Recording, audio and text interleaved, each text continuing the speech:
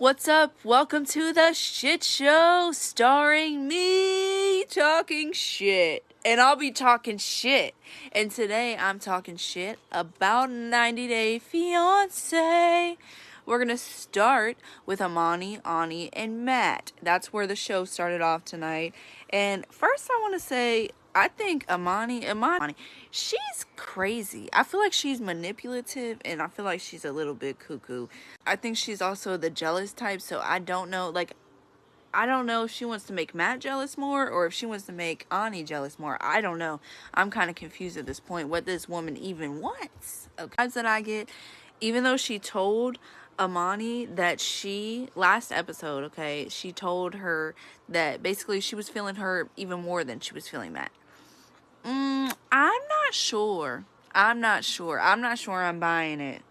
I think she's really feeling Matt more than she is letting on to. And I see a lot of chemistry between the two, especially in the bedroom, if you know what I mean. Whether she wants to feel like he cares about her more, and that's why she just hasn't really connected with him like that, and that's why she told Amani that. And she's like, things aren't checking out. You know, we've been sending money to this account that, you know, is in her and Ray's name. And I just feel like you can be sneaky, right? And you can go behind everybody's back and do all these things. But you're mad at Ani for doing the same thing? I mean, make it make sense. And I feel like Matt, he doesn't seem like he wants to do this at all. He seems like he is not okay with it. I mean, if you think about it, this is literally what you guys are getting mad at her for. So it doesn't really make much sense. All right, moving on, we're going to talk about Sarper and Shekinah. Now, this episode was right after the last episode, which we saw him, like, really yelling at her, and, like, we were like, oh, dang, okay, this is how Sarper can sound when he gets angry. But the crazy part to me is the fact that Shekinah really pulled out her recorder, phone, whatever, and started recording his ass. And then not only did she do that, she gave it to producers. Like, if I was in Sarper's position, I would be pissed just off that. Like, if you want to talk about it, that's cool, but you really had to record me, bro? Like, that's a little too far. So he basically says that he's not happy since he's been living with her or living in America. And, you know, I kind of feel like this is just Shekinah's world and Sarper's just living in it now. I mean, it was a lot different. Like he explained, when you came to Turkey, like my family welcomed you with open arms. My house was your house. And it's a lot different energy from her family to him. They're like investigating him, interrogating him like he's freaking the president of the United States. I mean, it's ridiculous. And then not only that, you're basically telling me I can't even cook in my house whenever I feel like it. And not only that, not only can I not cook, that I have to leave if you have a client. No, not stay upstairs. No, not stay, you know, out of the area where I'm with my client. You have to leave the house completely. To me, that seems a bit ridiculous. I don't really think that anybody would be happy under those living conditions. And then he was telling her, he's like, I, you know, am just depressed. And she's like, oh, what are you depressed about? And, you know, because of my family, like you had to meet my family, you had to do all this, and that made you depressed. And he's basically like, yeah. And she's like, oh my gosh, you're so dramatic. And I don't even know if I should marry you or not. And he's like, well, if you break up with me, you're going to cry for me for years. And she's like, don't be ridiculous. You're making it out like I'm one of those desperate girls. I'm not going to be crying for years. Like, give me a break. Which, yeah, I mean, Sarper obviously thinks that he's God's gift to women. And clearly, I mean, he's not. It's not all about, you know, your looks. Like, if you can't treat a girl with respect, like, and decency, then that's not going to get you very far. And I think that he really does care about Shekinah. And I think that she really does care about him. But I don't know. What do you guys think? Do you guys think that they're going to stay together? Do you guys think they're going to get married? I think they're still going to get married, but we'll see. He also said, like, Shekinah has no compromising skills, which I can see that. I can definitely see that, her being a very controlling spouse. But I think they're going to still do it. Let me know what you think. All right, now we're going to talk about Greg and Joan. And I don't know what it is about Greg, y'all, but he just gives me the ick. Like, he is just a walking red flag. Joan, if you are seeing this, run, boo. Get your green card and run, bitch, because no. 35, no job. Red flag number one. I would never. I think that he thinks that because Joan is from another country and like some Americans think that it's everybody's dream to just come to America and she's like 10 years younger than him. I think that he thinks that he can like manipulate her, but Joan, I think she's a tough bitch. She's tougher than he thinks. So yay, it shows him he finally got a job. Woohoo! They're out washing the dogs and he's telling her that she can't wash the dogs, just like she's terrible at massaging him. I mean, he's just such an ass. And then he's always making these sexual jokes and comments, and it just like it just gives me the ick. Like, ugh. So then they go, the second half of the show, they go to New York. They finally get some alone time without the mom and the dogs. They eat some New York pizza. And again, he's making dirty jokes.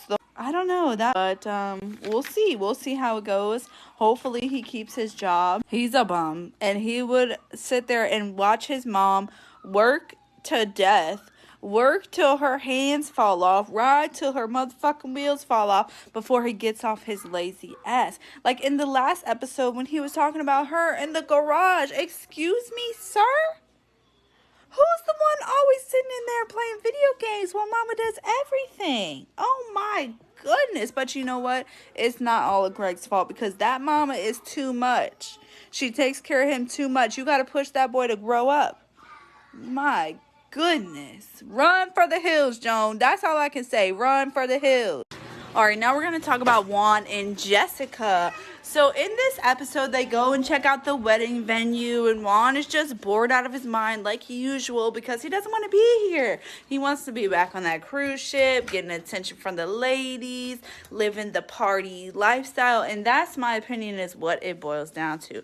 So then he tells Jessica, he was like, there's no Colombian roots or culture represented in this wedding. It looks boring to me. Like, I don't know, my family is coming all the way from Colombia and there's nothing to represent us, blah, blah, blah. And Jessica's like, I understand, but this is like last minute. Like, we're doing like the last minute wrapping up things. The wedding is in 2 weeks and you want to tell me this one? And I don't know. I have to agree with Jessica there. And then he goes to the gym with Megan's husband, Herbie. And he's telling him that, he thinks that he's going to go back on the cruise ship, basically. And Herbie's like, bro, Jessica's going to be mad that you're even thinking about this. Like, you need to tell her.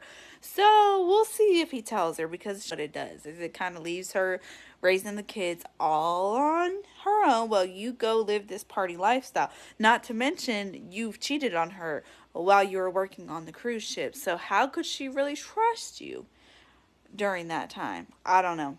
I think it's a red flag. They're not going to last. They're going to be another one that's broken up out of this 90-Day Fiancé cast. I don't know. Okay, now Maddie and Stevie. Now we're still on the same old issue of her painting her friend naked, which, I mean, to be honest, who doesn't think that Stevie's bisexual? Show of hands. Because I think that everybody at this point watching this thinks that she's definitely bisexual, and she is afraid to tell Maddie, and Maddie cares a lot about this. So in my personal opinion, like, if you're gonna withhold something from me that is gonna change my course of action, like when it comes to marrying you or not, then I want to know that before we get married, please. Like, if it's gonna literally change the relationship, like, I want to know that. And to him, being bisexual is a deal breaker. He already said that he doesn't think he's going to marry her if she is bisexual. And she says that she just likes to, appreciate women's bodies and paint them naked.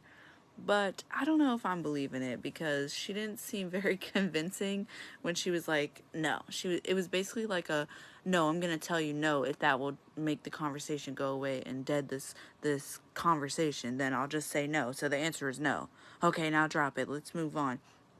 it's not a big deal.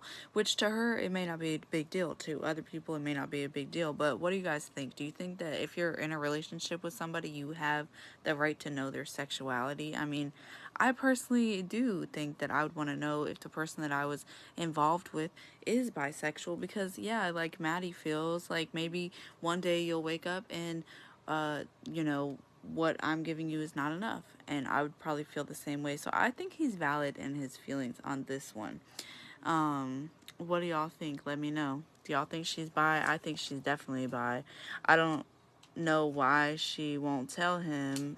Like, how's this gonna end? I don't know. I don't know. I guess we'll just have to wait and see, bitch. Alright, moving on to Mina and Mark. So this episode starts off with her being all a little cuckoo, and she's taking off all these pictures of his ex-wife off the wall. Well, actually I say all these, but I think it was like one or two pictures of the ex-wife off the wall. But I think it was like with the kids. So I'm like, why are you taking pictures of his kids down? Like, I get it if it's like just a picture of like him and his ex-wife like coupled up. Like, he doesn't need that freaking picture hanging on the wall. But if it's something with his kids in the picture as well, I think that that's a little bit crazy in my opinion. And as a mother herself, I don't know why she feels the need to do that. And then she finds this picture of this random woman when she's like digging through these stacks of photos that he has laying around. She's like, he's gonna have to explain this to me. And I'm like, oh lordy, this chick is crazy. Then she goes for a walk down the street, I guess it is, and she's going to this, they call it like a stitch and bitch, and I need to find one of these around the way. Okay, because this looks like a good ass time. It's a group of some old ladies getting together, crocheting and drinking booze and bitching and stitching, and that just sounds like a great time. And I felt like they really welcomed Mina with open arms, and they were giving her some really good solid advice. And I love women building other women up and giving them good valuable advice. That's what I'm talking about. So she is at the stitching bitch, and they ask her like, how is your relationship with his family?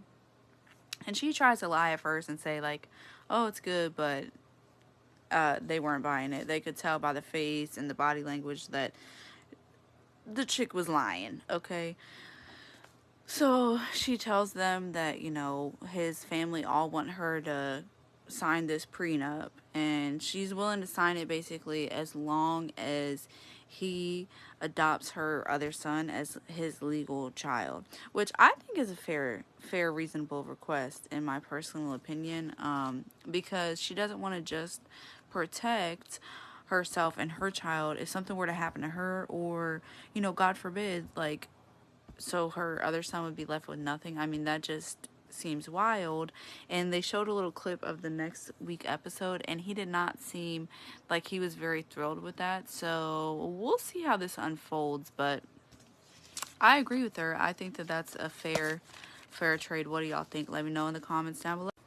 Last but not least, we have Aaliyah and Sean.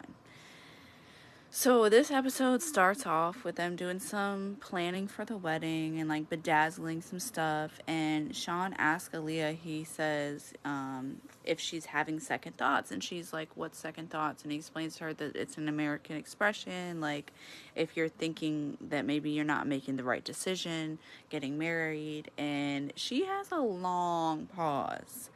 And during that pause, or after that pause rather, she explains that, you know, she still wants to fully transition, and he's gay and he likes men. So this is like a real problem in the relationship, because the more she continues to look like a man, the less and less attractive physically that she's going to become to Sean, because he's into pecs. You know, he's they went to go see the doctor about her transition, and it was kind of funny because he was like, I guess I'll have to become a boob man. I haven't been a boob man in a while.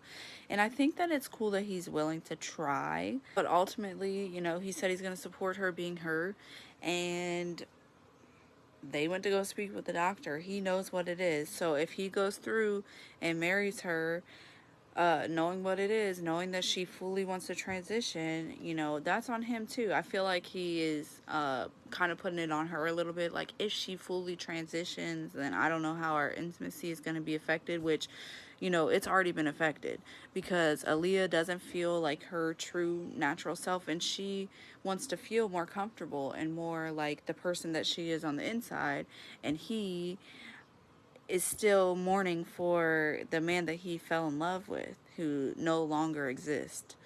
So this is an interesting one. Let me know what y'all think in the comments below. Do you think that they should continue with this, or do you think it's just like a train wreck waiting to happen? Let me know, and thanks for everything. Thanks for watching the video. And I hope everybody that sees this has a great, wonderful day. And don't forget to subscribe if you like the content. Have a good one. Try to not have a shitty day.